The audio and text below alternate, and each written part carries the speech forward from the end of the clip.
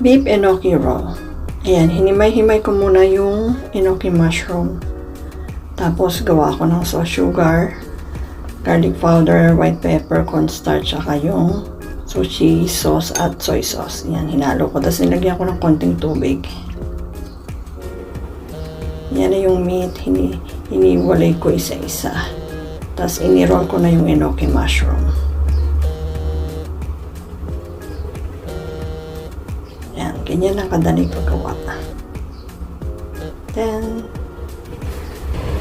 tapos na yan. Pinry ko na yung sesame seed. Toasted ko. Yan, try na natin ang ating enoki mushroom. Nilagay ko isa sa kawali.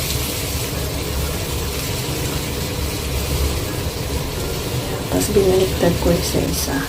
Hindi mo siya kailangan i-overcook. Slightly brown lang siya. Okay na yan. Yan, lagay ko na yung sauce.